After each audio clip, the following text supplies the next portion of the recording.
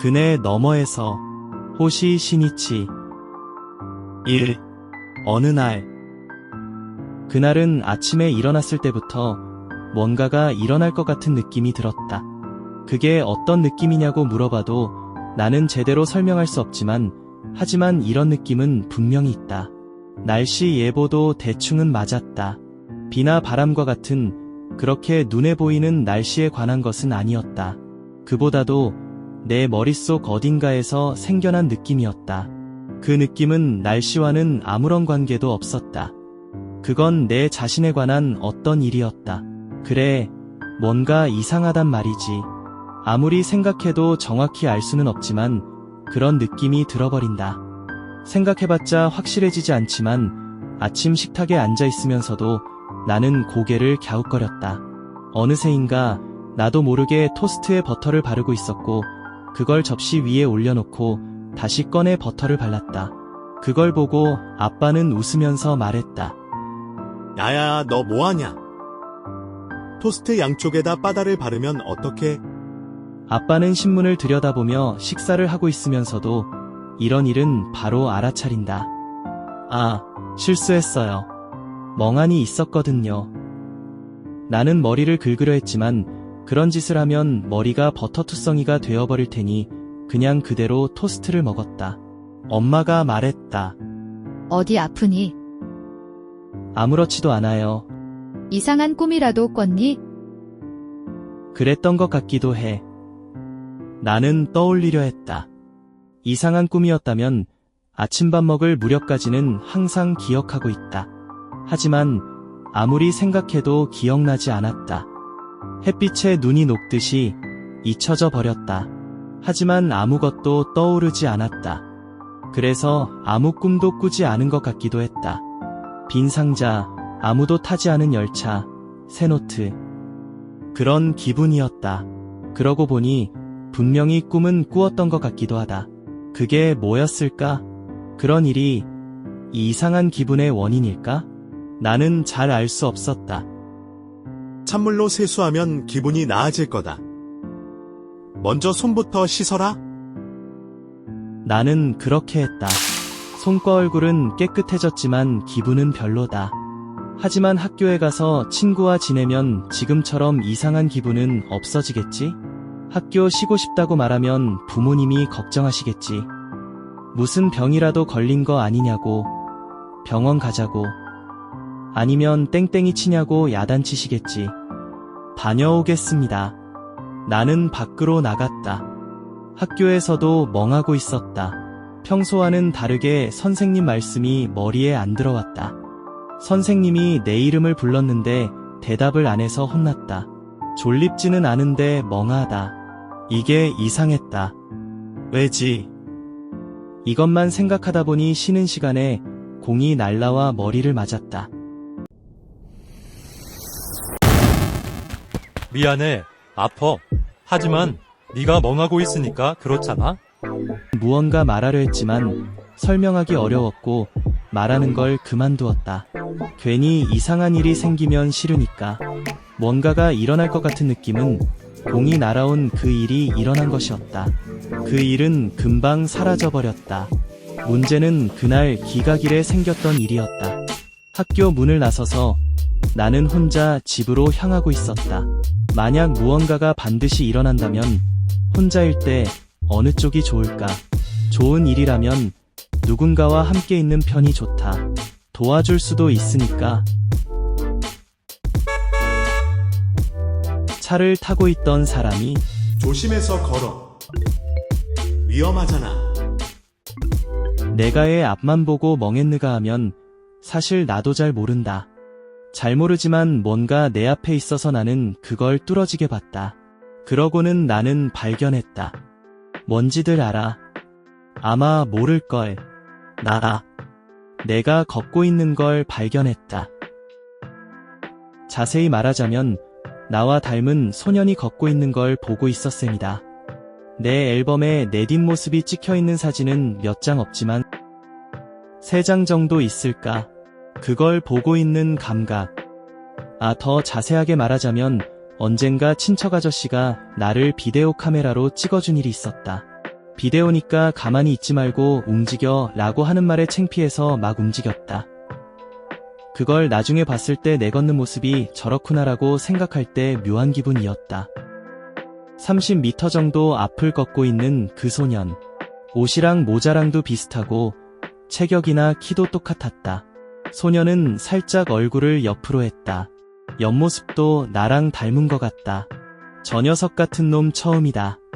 정말 놀랍고 신기하다. 저 녀석 어디 살지?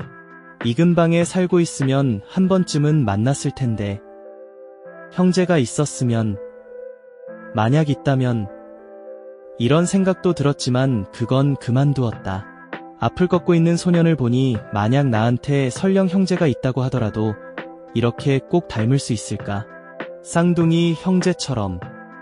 남자 쌍둥이가 있나? 이 의문이 불쑥 머릿속에 떠올랐다 사라졌다. 없을 리가 없다. 하지만 텔레비전에 나오는 가수들은 다 여자 쌍둥이들이다. 쌍둥이는 누가 누군지 다들 어디에 점이 있는지로 분별하는 것 같다. 하지만 쌍둥이들은 왜 편리하게 점이 있을까? 틀리지 말라고 하느님이 붙여주셨나? 누군가 그랬다. 어느 쪽이 병에 걸리거나 다치거나 하면 다른 한쪽도 똑같은 곳이 아파진다는 이야기도 있다. 혹시 그렇다면 매일 밤 둘이서 똑같은 꿈을 꾼다거나 나에게는 형제 같은 건 없다는 게 분명했다. 없다는 사실이 뇌리에 떠올랐다. 하지만 세상엔 그런 이야기가 넘쳐난다. 옛날 이야기에는 쌍둥이는 따로따로 길러진다는 이야기도 있었다. 하지만 그런 일이 실제로 일어날 리가 없다. 나는 내 뺨을 꼬집어봤다. 굉장히 아프다. 그렇다고 꿈에서 깨려고 한 것도 아니다. 이렇게 나는 제대로 정신을 차리고 있었다. 또한 여우에게 홀리고 있는 건 아닐까 하고 스스로 경계한 것도 아니었다. 게다가 여우에게 속는다는 일 자체가 있을 수 없는 일이니까. 아까 머릿속에 떠오른 생각을 그냥 살짝 해봤을 뿐이다. 그건 분명 재미있을 거라고 생각은 하지만 아까 머리에 떠올랐던 걸 조금 해본 것뿐이야. 쌍둥이면 저 애도 아파할 거라고. 하지만 앞에 걸어가고 있는 소녀는 아파하는 것 같지 않았다. 이런 쌍둥이 판별법이 있을 리가 없다. 하지만 내 뺨의 아픔은 내게는 쌍둥이 형제 같은 건 없다는 사실을 분명히 했다. 그 소녀는 공사인 것일 뿐이다. 왜 내가 공사라는 단어를 아느냐 하면 어딘가에 문장에 써 있어서 그때 사전을 펼쳐봤다. 혈연 관계는 없는데도 무척 닮은 사람을 뜻하는 단어, 공사라는 단어로 표현한다는 걸 알게 되었다. 공이라는 건 척하는 이란 의미가 있다. 왜인지 모르지만 그러고 보니 거지왕자님이라는 이야기가 있는데 왕자님과 그와 똑 닮은 거지 소년이 있어서 서로 바뀌어 살아본다는 이야기였다. 굉장히 재미있을 거야. 나와 그 소년이 상의해서 서로 바꾼다면 어떻게 될까? 그 아이의 집은 어떤 곳일까? 한번 해보면 재미있을지도 몰라. 나는 지금 내 생활이 싫은 건 아니지만 약간은 지루하긴 해. 누구나 다 똑같지 않을까? 간단하게 서로를 바꿀 수 있어서 잠시 동안만 다른 집의 일원이 될 수 있다면 좋겠다. 저기 나와 꼭 닮은 그 소년의 가정은 어떤 곳일까? 다정한 누나는 있을까? 그렇다면 부럽겠다. 걔네 아빠는 무슨 직업일까? 예술가인가? 내 아빠는 평범한 회사원. 그래서 예술가의 가정 같은 데에 나는 관심이 생겨. 미술가나 음악가 집 아이는 어떤 나날을 보낼까? 보이지 않는 멋진 분위기가 감도는 그런 분위기가 아닐까? 아니면 TV 드라마 같은 멋진 생활이 아니라 아빠가 항상 화만 내는 전혀 즐겁지 않은 생활일지도 몰라. 이런 걸 생각하면서 나는 계속 걸어가 그 소년의 뒤를 따라갔다. 왜냐하면 알고 싶었기 때문이다. 어느 학교에 다니는지 앞으로 가서 모자의 배지를 보고 싶었다. 하지만 실례가 되니까 뒤를 따라온다고 눈치채면 안 되니까 나는 망설였다. 내가 생각해봐도 뒤에서 앞질러 가거나 앞에서 쳐다보거나 모자만 쳐다보고 인사도 없이 지나가면 그리 기분 좋은 건 아니니까. 게다가 그 아이의 모자의 배지를 들여다보는 건 동시에 얼굴을 보게 된다는 뜻이다. 얼굴 구석구석까지 내 얼굴이랑 똑같다면 괜히 무섭다. 그런 이유로 헤어질 수도 없고 쫓아갈 용기도 없이 그냥 계속 뒤를 따라 걸어갔다는 거다. 그때 그 소녀는 상점가 길에서 옆길로 꺾어 들어갔다. 옆길로 들어갈 때 내 가슴은 두근거렸다. 모퉁이를 돌자마자 하고 덤벼들지 않을까 걱정됐다. 혹은 돌자마자 그 길에 그림자도 없이 그 소년이 어딘가로 사라져버렸다면 어쩌나 싶었다. 그래도 나는 결국 방향을 틀었다. 어떻게 됐을 것 같아. 망설임을 품긴 했지만 결국 아무 일도 일어나지 않았어. 여전히 소녀는 조금 앞을 느릿느릿 걷고 있었다. 그 아이는 어디로 가는 걸까? 이 근처에 사는 걸까? 조금만 더 가면 작은 공원이라고 해야 할지 유원지라고 해야 할지 모를 그런 공간이 있어. 나도 어릴 적엔 그곳에서 자주 놀곤 했었지. 그 공원 너머 어딘가에 살고 있는 걸까? 소녀는 공원 안으로 들어갔다. 이 공원에는 나무가 심어져 있고 연못과 분수가 있으며 철봉 같은 것도 있다. 풀꽃은 그다지 많지 않다. 아마도 장난꾸러기 아이들이 꽃을 뜯어버리기 때문이겠지. 오늘도 4~5살쯤 되어 보이는 남자아이와 여자아이들이 7명 정도 소리를 지르며 뛰어다니거나 모래놀이를 하고 있었다. 벤치에는 나이가 지긋한 남성 2사람이 나란히 앉아 무언가 이야기를 나누며 비둘기들에게 빵 부스러기 같은 것을 뿌리고 있었다. 비둘기 떼는 모여들어 그것을 쪼아 먹다가 갑자기 일제히 날아올랐다. 한 여자가 강아지를 데리고 왔기 때문이다. 공원에는 그네도 있다. 그 소녀는 그리로 가더니 그네에 올라탔다. 엉덩이를 걸치고는 천천히 흔들기 시작했다. 조금 유치한 짓이잖아? 하는 생각이 들었다. 나는 학교에서 돌아오는 길에 굳이 공원에 들러 그네에 타보겠다는 생각은 해본 적도 없었는데, 하지만 왠지 조금 부럽기도 하다. 재미있어 보이기도 하고. 소녀는 지금 그네를 타며 시간을 즐기고 있다. 그네의 흔들림은 점점 더 커져갔다. 나는 한동안 망설이다가 마침내 결심했다. 저 아이의 얼굴을 한 번쯤은 보고 싶었다.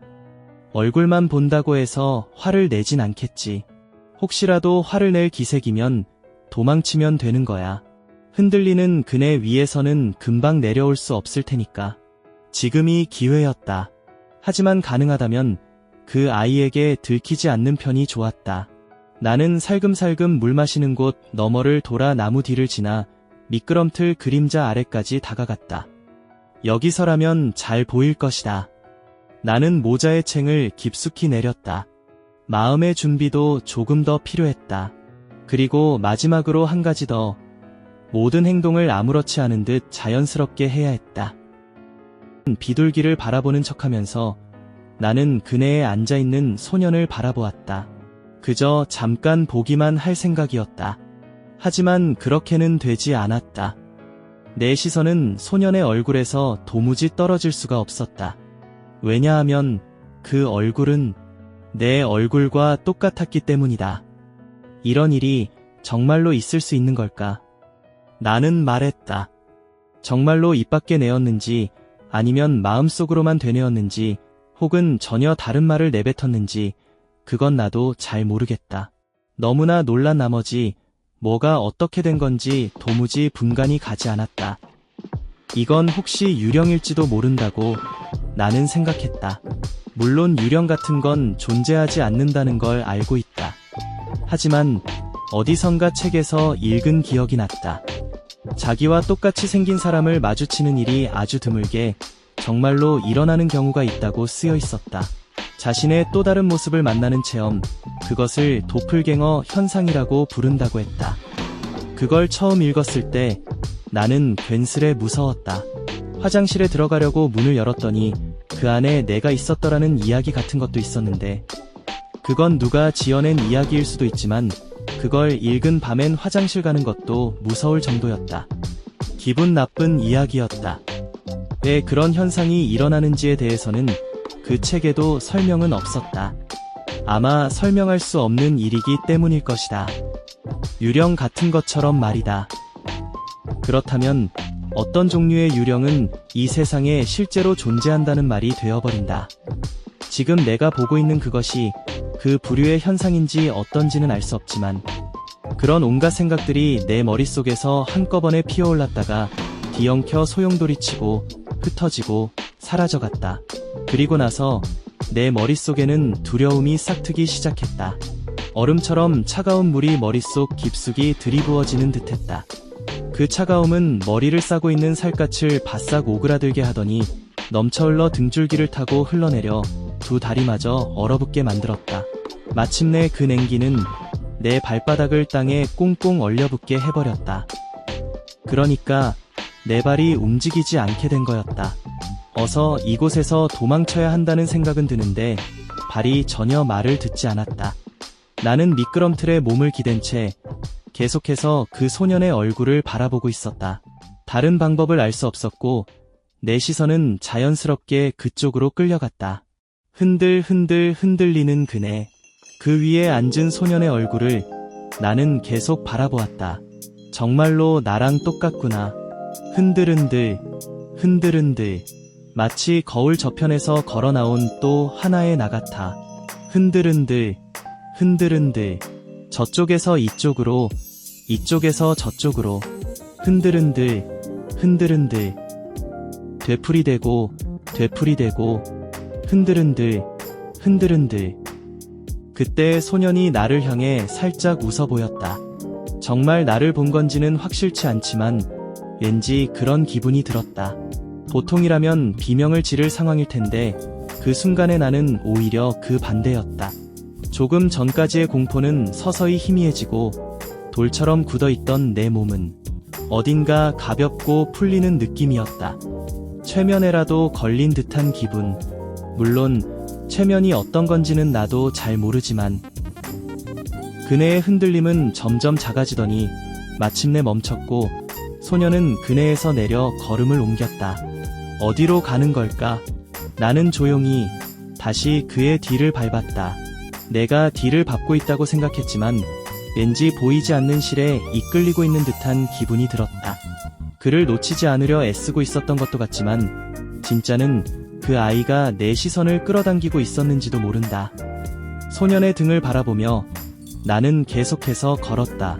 좁은 길을 빠져나오고 넓은 도로를 지나고 육교 위를 건너고 지하도를 지나고 슈퍼마켓 안을 한 바퀴 돌고 밖으로 나와 다시 길을 건너기도 했다. 지금 내가 어디쯤을 걷고 있는 건지 점점 감이 없어졌다. 잠시 멈춰서서 주위를 둘러보면 될 일이었겠지만 한순간이라도 눈을 떼면 그 순간 바로 놓쳐버릴 것만 같아서 도저히 멈출 수가 없었다. 나는 온 힘을 다해 그 아이의 뒤를 밟았다. 소년의 걸음은 빠르다가도 느려지고 가끔은 사람들 사이를 휙휙 빠져나가기도 했다. 그래서 단 한순간도 눈을 뗄 수 없었다. 하지만 내가 지금 어디쯤 와 있는지도 전혀 모른다는 게 왠지 불안해서 나는 걸음을 옮기면서도 가끔씩 주변을 힐끗힐끗 살펴보곤 했다. 그런데 이상했다. 길가에 있던 콜라의 빨간 간판.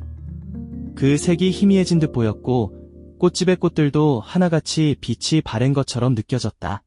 이발소의 간판도 마찬가지였다. 그 모든 것이 색이 바래지고 있었다. 참 이상한 일이야. 눈을 비비고 다시 보면서 확실히 확인해 보려고 했지만 그럴 때마다 소년의 발걸음은 더 빨라졌다. 그래서 그런 걸 할 틈도 없었다. 지금은 몇 시쯤일까? 하늘도 점점 푸른빛이 바래고 있다. 빨간 기운이 보인다면 저녁 노래 색깔로 짐작할 수 있을 텐데 그조차 알 수 없다.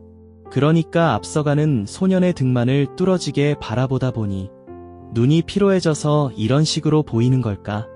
주변은 점점 희미해지고 이제는 마치 흑백 영화나 흑백 TV를 보는 것 같은 느낌이다. 언제까지 이렇게 따라다닐 순 없다. 눈도 좀 쉬어야 한다. 게다가 다리도 점점 지쳐온다. 이러다 집에 돌아가는 길이 고역이겠는걸. 이상한 이 쫓고 쫓기는 장난도 이젠 끝내야지. 이게 놀이인지 뭔지도 모르겠지만 슬슬 그만둘 때가 됐어. 그렇게 생각해보기도 했지만 도무지 그 소년과 헤어질 마음이 들지 않았다. 어쩌면 좋을까? 나는 하나 떠오른 게 있었다. 그 아이에게 다가가 말을 걸어보는 거야. 그리고 그걸로 끝내는 거지. 하지만 뭐라고 말을 꺼내야 할까? 잘가 하고 인사를 건네고 싶지만 처음 하는 말이 작별 인사라니 뭔가 이상하지 않을까? 너 나를 닮았구나 하고 말하는 게 나을까? 그럴싸한 말이 좀처럼 떠오르지 않았다. 하지만 이대로 머뭇거리다가는 끝이 없을 것 같았다. 일단 따라잡아서 어깨를 톡 두드려보자. 나는 그렇게 마음을 정하고 발걸음이 빨라졌다. 그런데 이상하게도 소년의 걸음도 빨라졌다. 마치 내가 다짐한 걸 눈치채기라도 한 듯이. 좋아, 이쪽도 쉽게 물러설 순 없지. 여기서 놓쳐버리면 너무 허무하잖아. 나는 오직 소년의 등을 바라보며 쫓았다. 어느새 내 발걸음은 다른 박질이 되어 있었다. 계속해서 쫓아가던 끝에 소년은 어느 집의 현관문을 열고 안으로 들어갔다. 그리고 문을 닫았다. 그게 누구의 집인지, 어떤 집인지조차 나는 전혀 알 수 없었다. 소년 외의 다른 것들은 눈에 들어오지 않았기 때문이다. 나도 곧바로 그 문을 밀고 열어 그 뒤를 따라 안으로 들어섰다. 드디어 이 신비한 소년을 붙잡았다고 생각했을지도 모른다. 하지만 현실은 그렇지 않았다. 문 안쪽이 어떻게 생겼는지 알 수 없었기에 나는 그 자리에 멈춰섰다.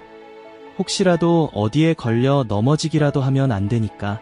그보다 남의 집에 허락 없이 뛰어드는 건 아무리 그래도 예의가 아니잖아. 그래서 나는 방심했다. 방심한 그 순간을 소년이 놓치지 않고 노린 것이다. 그리고 나는 그 아이에게 던져지듯 넘어지고 말았다. 던졌다고 해도 아프진 않았다. 마치 훌쩍 가볍게 밀려 넘어진 느낌이었다.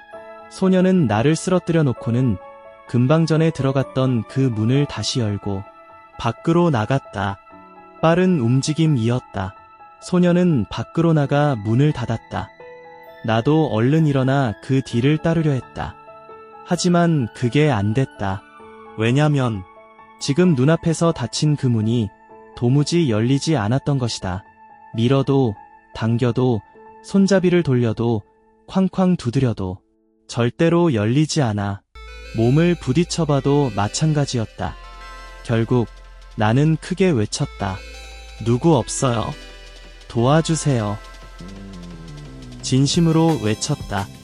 누구의 집인지도 모를 곳에 그대로 갇혀버린 셈이었다. 어떻게 해야 할지 알 수 없어서 정말 막막하고 무서웠다. 그때 문 너머에서 목소리가 들렸다. 소리쳐봤자 소용없어. 그 소년의 목소리였다. 직접 듣는 건 처음인데 그 아이의 목소리란 걸 금세 알아챘다. 왜냐하면 그건 나와 똑같은 목소리였으니까. 마치 녹음된 내 목소리를 스피커로 듣는 것 같은 묘한 느낌. 하지만 지금은 그런 이상함을 느낄 겨를도 없었다. 나는 간절히 부탁했다. 부탁이야, 여기서 나가게 해줘. 그때가 되면 무심한 대답이다. 나는 물었다. 여기는 누구네 집이야? 내 집인 줄 알았는데 왜 이런 짓을 한 거야? 문에 귀를 대보았다. 바깥엔 인기척조차 없었다. 그 아이는 정말로 떠나버린 것이다. 나는 힘이 빠진 듯 문에 두 손과 얼굴을 기댄 채 웅크리고 앉았다. 이게 어쩌다 이렇게 된 걸까? 누구의 집인지도 모르는 이곳에 그냥 갇혀버리고 말았다. 마음이 서글퍼졌고 눈물이 날 것만 같았다. 문에 매달리듯 쭈그리고 앉아 나는 잠시 눈을 감고 가만히 있었다. 지쳐 있었던 것이다. 아까 있었던 일들을 되돌려 생각해보니 어떤 끔찍한 덫에 걸린 건 아닐까 하는 생각이 들었고 몸이 저절로 떨려왔다. 하지만 공포란 그렇게 오래 지속되는 감정은 아니었다. 얼마 지나지 않아 마음이 조금씩 가라앉기 시작했다. 그래, 일단은 여기서 나가야 한다. 이 집을 빠져나가 집으로 돌아가는 것, 그것만이 지금 내가 해야 할 전부라는 걸 점점 더 분명히 깨닫게 되었다. 괜히 벌벌 떨지 말자. 나는 스스로를 타일렀다. 나는 그 누구에게도 미움을 살 만한 짓을 한 적 없다. 누군가가 나를 괴롭혀서 얻을 이익도 없을 것이다. 그 소년도 그저 장난으로 이런 일을 벌인 걸 거야. 아마 여기가 그 아이의 집이고 어딘가 물건 뒤에 숨어서 내가 우왕좌왕하는 걸 구경하고 있는 거겠지. 하지만 동시에 나는 또 하나 이상한 점을 깨닫고 있었다. 아까 그렇게 큰 소리로 외치고 문을 두드리기까지 했는데 계속 고요하기만 한 것이다. 혹시 이 집엔 정말 아무도 없는 걸까? 다시금 싫은 상상이 떠올랐다. 이곳이 마치 창고 같은 곳이라 이 문이 열리지 않는 이상 절대로 나갈 수 없는 장소라면 어쩌지. 하지만 언제까지고 가만히 있을 수는 없다. 나는 자리에서 일어나 주변을 살펴보려 했다. 밖으로 나가기 위해서는 일단 이 집 안을 조사하는 게 먼저다. 어딘가 밖으로 이어지는 길이 있을지도 모른다. 그래, 힘을 내자. 나는 문에 등을 기대고 천천히 몸을 돌렸다. 나는 나도 모르게 소리를 지르고 말았다.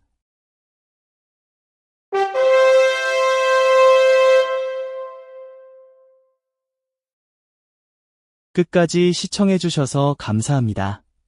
벨마크, 좋아요 눌러주시면 감사하겠습니다.